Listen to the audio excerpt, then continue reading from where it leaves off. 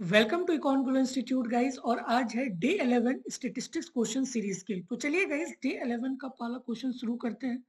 तो guys first question यहाँ पे गिवन है कि the completion of construction jobs may be delayed because of a strike. The probabilities are 0.60 that there will be a strike, 0.85 that the construction job will be completed on time if there is no strike, and 0.35 that the construction jobs will be completed on time if there is a strike. What is the probability that the construction jobs will be completed on time? ठीक है। तो guys मैंने आपको बताया था कि जब भी प्रोबेबिलिटी के क्वेश्चन को सॉल्व करते हो तो सबसे पहले वहां पे इवेंट खोजो कि कितना इवेंट हो रहा है। ठीक है। तो अगर मैं इस क्वेश्चन में गाइस इवेंट खोजूं तो कितने इवेंट हो रहे हैं। तो सबसे पहला इवेंट गाइस मैं लेट से ए से इसको रिप्रेजेंट कर रहा हूं कि A is the event that construction job will completed on time. Guys 0.85 कि भाई कंस्ट्रक्शन जॉब कंप्लीटेड हो रहा है ऑन टाइम। तो लेट्स सी कि A is the event that represent the construction of jobs will be completed on time. ठीक है। तो construction jobs will be completed on time। Event A हो गया। ओके। और गाइस दूसरा इवेंट क्या हो रहा है कि भाई यहाँ पे स्ट्राइक हो रहा है, क्योंकि गाइस स्ट्राइक हो रही है एंड स्ट्राइक के बाद हमें देखने को मिल रहा है कि हाँ भाई ये जॉब कंप्लीटेड हो रहा है ऑन टाइम या फिर कंप्लीटेड नहीं हो रहा है ऑन टाइम। ठीक है। सो बी मेरा दूसरा इवेंट बन गया जो कि स्ट्राइक को रिप्रेजेंट कर रहा है। ठीक है। तो बी मेरा क्या बन गया कि भाई probability of the strike. Done. तो यहाँ पे गाइस आपको इवेंट ए मालूम चल गया, इवेंट बी मालूम चल गया और उसके प्रोबेबिलिटीज आपको यहाँ पे गिवन है। ठीक है। तो गाइस इस क्वेश्चन को करने से पहले मैं आपको एक थ्योरेटिकल अंडरस्टैंडिंग होनी चाहिए एक थ्योरम की जो बहुत इंपॉर्टेंट है। ठीक है। जिसको हम लोग बोलते हैं टोटल प्रोबेबिलिटी भी। ठीक है। तो यहाँ पे गिवन है कि if the event B1 B2 till Bk constitute a partitions of the sample space S and probabilities of Bi not equal to 0 for I equal to 1 2 till k, then for any event A in sample space would be this thing, probability of A equal to summation probability Bi into A given Bi। ठीक है guys what does it mean. ठीक है। तो इस theorem को guys समझने से पहले मैं इस क्वेश्चन पे आपको लेकर जाता हूँ, फिर देन आपको थ्योरम पूरी कंप्लीटली समझ आ जाएगा। ठीक है। तो गाइस अगर आप इस क्वेश्चन को ध्यान से देखो तो यहाँ पे क्या हो रहा है कि स्ट्राइक हो रही है। अगर स्ट्राइक होती है तो जो काम है, जो कंस्ट्रक्शन काम है वो कंप्लीटेड ऑन टाइम, उसकी प्रोबेबिलिटी समथिंग गिवन है। और स्ट्राइक नहीं होती है तब हमारा जो कंस्ट्रक्शन जॉब ऑन टाइम उसकी प्रोबेबिलिटीज कुछ और है। ठीक है। तो यहाँ पे क्या कि भाई ये तो मेरा फिक्स है। ठीक है। Construction of job on time ये तो फिक्स है, बट जो दूसरा वाला जो इवेंट है ना ये चेंज हो रहा है, चाहे होगा या फिर नहीं होगा, मतलब बी या फिर बी कॉम्प्लीमेंट। स्ट्राइक होगा या फिर स्ट्राइक नहीं होगा, बी या फिर बी कॉम्प्लीमेंट। ठीक है। तो अगर हमसे कोई पूछे कि भाई बताओ what is the probability of A, मतलब उस construction of job on time पे उसकी क्या प्रोबेबिलिटी होगा, तब हम लोग यूज करेंगे टोटल प्रोबेबिलिटी। ठीक है। तो ये हमारा क्या बन जाएगा, अगर हमसे कोई पूछे कि भाई बताओ what is the probability of A, तो अकॉर्डिंग टू दिस थ्योरम। ठीक है। तो क्या लिखेंगे, probability of A by B into probability of B plus probability of A by B complement into probability of B complement. ठीक है। क्योंकि guys जो इवेंट ए है ना वो डिसाइड हो रहा है दो फैक्टर से ना, चाहे स्ट्राइक होगा या फिर स्ट्राइक नहीं होगा, तो हमें दोनों को ऐड करना पड़ेगा ना। और गाइस उसी को हम लोग क्या बोलते हैं, टोटल प्रोबेबिलिटी, और इसी से बेस थ्योरम ड्राइव होता है। ठीक है। तो टोटल प्रोबेबिलिटी बहुत ही इंपॉर्टेंट है गाइस। अगर आपको ये जब तक समझ में नहीं आएगा अच्छे से तब तक आपको बेस थ्योरम की जो जो डेप्थ नॉलेज है वो आपको समझ में नहीं आएगी। ठीक है। ओके। ओके। तो गाइस चलिए इस क्वेश्चन को करते हैं। ठीक है। ओके। तो यहाँ पे गाइस आपको सारी चीजें गिवन है। ठीक है। तो आपको इवेंट ए पता है कि भाई ए इवेंट जो रिप्रेजेंट कर रहा है construction of job means construction job will completed on time, और बी जो है हमारा स्ट्राइक को रिप्रेजेंट कर रहा है, ठीक है। और गाइस यहाँ पे सारे वैल्यूज आपको गिवन है। Probabilities are 0.60 that is strike, there will be strike, तो प्रोबेबिलिटी ऑफ स्ट्राइक, और बी हमारा रिप्रेजेंट है कि किससे, स्ट्राइक से। सो प्रोबेबिलिटी ऑफ बी हमें गिवन है दैट इज 0.60, डन। तो बी कॉम्प्लीमेंट क्या होगा, प्रोबेबिलिटी ऑफ बी कॉम्प्लीमेंट क्या हो जाएगा, 1 minus 0.6, so it becomes 0.40, done. Okay, 0.85 that the construction job will be completed on time if there is no strike, मतलब given है कि भाई कोई स्ट्राइक नहीं है, देन जो कंस्ट्रक्शन जॉब कंप्लीट होगा ऑन टाइम पे उसकी जो प्रोबेबिलिटी है दैट इज 0.85, ठीक है, दैट इज 0.85। इसका मतलब कि प्रोबेबिलिटी ऑफ ए मतलब completed on time given that कि भाई कोई भी स्ट्राइक नहीं है, नो स्ट्राइक, नो स्ट्राइक का मतलब बी कॉम्प्लीमेंट, बी कॉम्प्लीमेंट ये गिवन है कितना 0.85, तो ये आ गया 0.85, डन। और 0.35 that the construction jobs will be completed on time if there is strike, given है कि भाई स्ट्राइक है, मतलब गिवन दैट कि B represent for strike, then the probability of A मतलब construction job completed on time, इसकी जो probability है दैट इज 0.35, दैट इज 0.35, ठीक है। और हमें पूछा गया कि भाई बताओ what is the probability that a construction job will completed on time, मतलब what is the probability of A, हमें ये निकालना है what is the probability of A. तो गाइस हमें यहाँ पे क्लियरली दिख रहा है कि भाई ये जो है ना वो दो फैक्टर से डिसाइड हो रही है, एक बी एंड दूसरा बी कॉम्प्लीमेंट, चाहे स्ट्राइक होगा या फिर स्ट्राइक नहीं होगा, तो इसीलिए हम दोनों फैक्टर को ऐड करेंगे और यहीं से ये कॉन्सेप्ट निकल के आता है दैट इज टोटल प्रोबेबिलिटी, और इसी को हम लोग बोलते हैं टोटल प्रोबेबिलिटी, ठीक है। इसका एक अलग नाम है that is total probability, done. Okay, ठीक है। तो गाइस जस्ट आप यूज करो फॉर्मूला पे, जस्ट पुट करो फॉर्मूला पे, ठीक है। तो मैं इसको इरेज करता हूँ, ठीक है। तो अगर हमें निकालना है कि what is the probability of A, तो आपको फॉर्मूला पता है, ठीक है। So probability of A equal to क्या होगा, probability of A by B into probability of B plus probability of A by B complement into probability of B, यही है ना formula, see A by B one into probability of B one plus probability of A by B two into probability of B to, ठीक है, क्योंकि यहाँ पे दो ही पे हो रहा है कि चाहे स्ट्राइक होगा या फिर स्ट्राइक नहीं होगा, ठीक है। तो आपको सारे वैल्यूज पता है, probability of A by B कितना है 0.35, so 0.35 into probability of B that is given 0.60 plus probability of a by b complement that is 0.85, so 0.85 into probability of b, sorry b complement होगा, हाँ b complement that is 0.40, ठीक है। तो इसको add कर देंगे तो हमें रिक्वायर्ड प्रोबेबिलिटी मिल जाएगा, ठीक है। तो इसको ऐड कर लेंगे तो इसका वैल्यू आपको आएगा 0.55, 0.55 मतलब 55% चांस है कि भाई construction job completed on time हो जाएगा after this situation, strike and non strike, ठीक है। So the correct answer is 0.55। इसीलिए गाइस ये थ्योरम बहुत इंपॉर्टेंट है और इसी को हम लोग बोलते हैं टोटल प्रोबेबिलिटी रूल्स, ठीक है। कोई भी एक इवेंट जो फिक्स है और दूसरा इवेंट वेरी कर रहा है और देन आपको पूछा जाएगा कि भाई बताओ what is the probability of A, तो ये डिसाइड हो रहा है दो फैक्टर से, इसीलिए हम लोग दोनों को ऐड करेंगे, इसीलिए इसका नाम है टोटल प्रोबेबिलिटी, ठीक है। Okay, move to question number 2 guys. Question number 2 है, यहाँ पे आपको गिवन है कि the members of a consulting firms rent car from the three rental agencies, 60% from agency 1, 30% from agency 2, 10% from agency 3. If 9% of the car from agency 1 needs an oil change, 20% of the cars from agency 2 needs an oil change, 6% of the car from agency 3 need an oil change. What is the probability that a rental car delivered to the firms will need an oil change, ठीक है।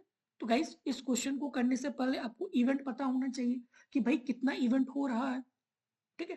तो let's say कि भाई मैं एक event A को represent कर रहा हूं कि A is the event that a car needs an oil change, ठीक है। तो ए रिप्रेजेंट कर रहा है कि car needs an oil change, ठीक है, car needs an oil change. और दूसरी इवेंट गाइस यहाँ पे 3 एजेंसीज है, ठीक है, एजेंसी 1, एजेंसी 2 एंड एजेंसी 3। तो लेट्स से कि भाई B1 represent agency 1, B2 represent agency 2 and B3 represent agency 3, ठीक है। Okay, B1, B2 and B3 are the events that a car comes from rental agencies, agencies 1, agency 2 and agency 3, done। और यहाँ पे guys clearly आपको given है कि probabilities that's मतलब 60% from agency 1, मतलब probability of B1 is equal to 60%, मतलब 0.60, probability of B2 that is 30%, मतलब 0.30, probabilities of B3 that is 10%, मतलब 0.10, ठीक है, डन।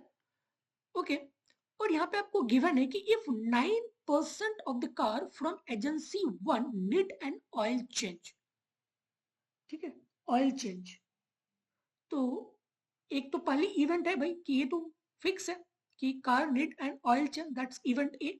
बट यहाँ पे आपको गिवन है कि दी प्रोबेबिलिटी 9% है of the car from agency 1 need an oil change, ठीक है, मतलब A by B1, A by B1 means agency car agency 1, ठीक है, ये आपका गिवन है, दैट इज 9%, 9% का मतलब 0.09। Similarly probability of A by B2 ये आपको गिवन है कितना, 20%, मतलब 0.20, so 0.20। Probability of A by B3 ये आपको गिवन है 6%, ठीक है, from agency 3 need an oil change. तो 6% का मतलब 0.06, ठीक है, सिंपल। और यहाँ पे हमें पूछा गया है कि what is the probability that a rental car delivered to the firms will need an oil change, मतलब कि भाई what is the probability of A, हमें सिंपली कैलकुलेट करना है। तो हमें गाइस पता है कि भाई ये फिक्स है और दूसरी इवेंट चेंज हो रही है, दूसरी इवेंट चेंज हो रही है। तो अगर हमसे पूछा जाए कि भाई what is the probability of A, तो हम सारे को ऐड कर देंगे, हम लोग यूज करेंगे टोटल प्रोबेबिलिटी का, ठीक है। So use that total probability formulas, ठीक है। तो probability of A equal to क्या होगा, probability of A by B1 into probability of B1 plus probability of A by B2 into probability of B2 plus probability of A by B3 into probability of B3, ठीक है। क्योंकि A guys decide हो रहा है 3 factor से, B1, B2, B3, इसीलिए हम लोग उसको टोटल ऐड कर देंगे प्रोबेबिलिटी ऑफ A को निकालने के लिए, ठीक है। इसी को हम लोग बोलते हैं ना total probability. So just add them, A by B1 आपको पता है 0.09, so 0.09 into probability of B1 that is given 0.60, तो 0.60 plus probability of A by B2 आपका 0.20, so 0.20 into probability of B2 आपका 0.30, ठीक है। सिमिलरली ये वाला ऐड कर देंगे 0.06 इंटू 0.10, ठीक है। तो इसको ऐड कर लेंगे और यहाँ पे हमें क्या मिल जाएगा, रिक्वायर्ड प्रोबेबिलिटी मिल जाएगा। तो इसको ऐड कर लेंगे तो इसका वैल्यू आएगा 0.12, मतलब 12% of all the rental car delivered to this firms will need an oil change, ठीक है। So the correct option is 0.12, done. Okay, move to question number 3. With reference to the above example, if rental car delivered to the consulting firms need an oil change, what is the probability that it came from the rental agencies too? तो अब यहाँ पे आपको एक condition लगा दिया गया कि जो ऑयल चेंज हो रही है ना वो भाई रेंटल एजेंसी 2 से होनी चाहिए, ठीक है। मतलब कि what is the probability of B2 given that कि भाई वो ऑयल चेंज हो रही है, इसकी वैल्यू क्या होगा B2 बाय ए, इसका वैल्यू आपको पूछा गया। और ए तो आपको पता है कि A represent the car needs an oil change, और B1 B2 B3 जो कि आपके 3 इवेंट्स है। B1 कार 1 को एजेंसी 1 को रिप्रेजेंट कर रहा है, agency 2 B2 and B3 represent the agency 3, ठीक है। बट यहाँ पे आपको कंडीशंस लगा दिया गया कि what is the value of B2 by A, ठीक है। तो guys just use the Bayes theorem. So probability of A by B2 into probability of B2 divided by probability of A, यही होता है ना बेस थ्योरम गाइस। ये वाला probability of A by B equal to क्या होता है, probability of B by A into probability A divided by probability of B। But ये B जो है आपका टोटल प्रोबेबिलिटी को रिप्रेजेंट करता है, क्योंकि A जो है गाइस यहाँ पे दो चीजों से डिसाइड हुआ है ना, B1 एंड B2 से, तो इसीलिए हम लोग यहाँ पे टोटल प्रोबेबिलिटी यूज करते हैं। और इसी को गाइस हम लोग क्या बोलते हैं, बेस थ्योरम। इसी को हम लोग क्या बोलते हैं, बेस थ्योरम, ठीक है। तो जस्ट सारे वैल्यूज पता है आपको, a बाय B2, ठीक है। So just use this a by B2। So a by B2 क्या है 0.20, जस्ट पुट करो यहाँ पे 0.20 into probability of B2, probability of B2 क्या है 0.30, so 0.30 divided by probability of A। Probability of A तो अभी आपने जस्ट कैलकुलेट किया है 0.10, 0.12, ठीक है। तो इसको सॉल्व कर लेंगे तो ये हमें क्या मिल जाएगा, रिक्वायर्ड प्रोबेबिलिटी मिल जाएगा, ठीक है। इसको सॉल्व कर लेना, जो भी आंसर आएगा इसका आंसर आएगा 0.5, ठीक है। इसको जब सॉल्व करोगे इसका वैल्यू आएगा 0.5, ठीक है। तो सॉल्व हो गया, सिंपल, ठीक है। तो यहाँ पे गाइस आपको कंडीशंस दे दिया जाएगा कि भाई बताओ what is the probability that it came from the rental agency 2, मतलब what is the probability of B2 given that कि भाई वो नीड एन ऑयल चेंज। ये गिवन है कि rental car delivered to the consulting firms need an oil change, ये given है। So what is the probability of B2? So just use this formula, probability of A by B2 into probability B2 divided by probability of A, but A जो है represent कर रहा है total probability को, ठीक है। सो और सारी वैल्यूज आपको यहाँ पे गिवन है, जस्ट पुट करो and you will get the answer, ठीक है। So the correct answer is 0.5। और यहाँ पे हम लोग यूज किए हैं बेस थ्योरम। बेस थ्योरम का फॉर्मूला क्या होता है, probability of A by B,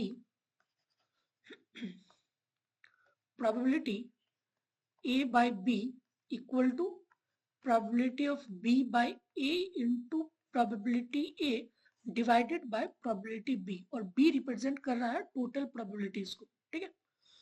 okay, move to next question guys. Question number 4 यहाँ पे गिवन है कि a rare but serious disease D has been found in 0.01% of a certain population. A test has been developed that will be positive P for 98% of those who have the diseases and be positive for only 3% of those who don't have the diseases.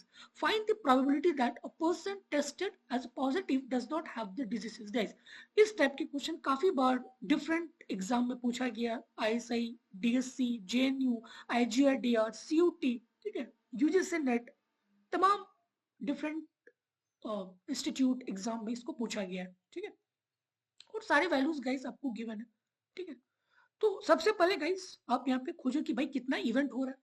Guys मैं बार बार इस चीजों को बोल रहा हूँ कि जब भी प्रोबेबिलिटी के क्वेश्चन को सॉल्व करते हो ना, तो सबसे पहले वहाँ पे इवेंट खोजो कि वहाँ पे कितनी इवेंट हो रही है। फिर देन अगर आप उसको सॉल्व करते हो तो फिर वो कहीं पे भी मिस्टेक नहीं होगी, ठीक है। तो सबसे पहला टास्क है कि भाई इवेंट को खोजना कि कितनी इवेंट हो रही है। और यहाँ पे आपको गिवन है कि serious disease D has been found in 0.01% of certain populations, ठीक है। तो आपको गिवन है कि जो डी की वैल्यू है, प्रोबेबिलिटी ऑफ डी इज 0.01, तो what is the probability of D complement is equal to 0.99, 0.99 होगा। सिमिलरली पॉजिटिव होने की जो प्रोबेबिलिटी है, so probability of P is equal to 98, मतलब 0.98. So what is a P complement? What is a P complement then? ठीक है, so just write here, a test has been developed that will be a positive P for 98% of those who have the diseases and be a positive for only 3% of those who don't have the diseases. Then आपको यहाँ पे निकालना है कि what is the probability of that tested up positive, मतलब हमें निकालना है कि भाई बताओ what is the probability of D complement given that कि भाई वो पॉजिटिव है. सिंपल बेस थ्योरम यूज कर लेंगे, सारे वैल्यूज हमें पता है. ठीक है, so just use the Bayes theorem and you will get the values easily. ठीक है, so just find out the values. ठीक है, तो इसको सॉल्व करते हैं. मैं जस्ट हिंट दे रहा हूँ, आप इसको खुद से सॉल्व कर लेना. बहुत इजी है, जो भी हम लोगों ने 2-3 क्वेश्चंस किया ना उसी पे बेस्ड है. ठीक है, तो आपको हर चीज गिवन है और आपको यहाँ पे निकालना क्या है, what is the probability of D complement given that कि भाई वो पॉजिटिव है. सो इसकी क्या होगा, what probability of P by D complement into probability of D complement divided by probability of P, यही होगा ना. ठीक है, सो इसकी वैल्यू हमें गिवन है, दैट इज 0.99. ठीक है, 0.99. सी, अच्छा ये 0.01% है. ठीक है, 0.01% का मतलब 0.0001. ओके, प्रोबेबिलिटी वैल्यू क्या होगा, इसको मैं एक बार लिख देता हूँ यहाँ पे. ठीक है, सो प्रोबेबिलिटी ऑफ डी क्या हो जाएगा, 0.0001. ठीक है, and what is the probability of D complement, क्या हो जाएगा 0.9999. ठीक है, 49. ठीक है, ओके. और यहाँ पे आपको गिवन है कि positive P for 98% of those who have the diseases and B of positive. कितना है, 98%. मतलब कि probability of P given that कि भाई उसके पास डिजीज है, मतलब एक्चुअली डिजीज है और वो पॉजिटिव होता है, उसकी प्रोबेबिलिटी 98%, मतलब 0.98. ठीक है, 0.98 ये आपको गिवन है. डन. सो ओके, तो सारी वैल्यूज आपको पता है यहाँ से. और और हमें निकालना क्या है, ये वाला probability of P by D complement into probability of D complement divided by probability of P. But positive दो चीजों से डिसाइड होती है, D एंड D complement. ठीक है, सो प्रोबेबिलिटी ऑफ D क्या बन जाएगा, probability of P by D into probability of D plus probability of P by D complement into probability of D complement. ठीक है, okay.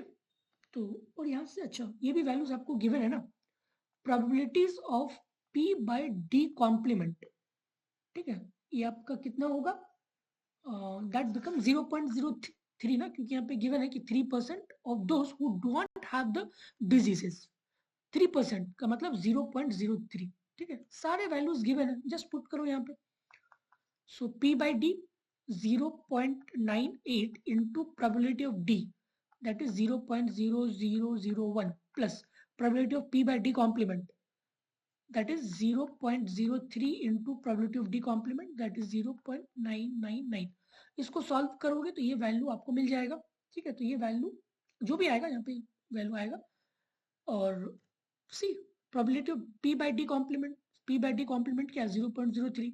So 0.03 into probability of D complements 0.999, 0.999, no, 99949, and divided by probability of P, probability of P, sorry ये P है ना कि D है, P है. ठीक है, तो ये वैल्यू तो आपने ऑलरेडी कैलकुलेट कर लिया है, जस्ट ये पुट कर दो ये वाला वैल्यू जो आपने निकाला है.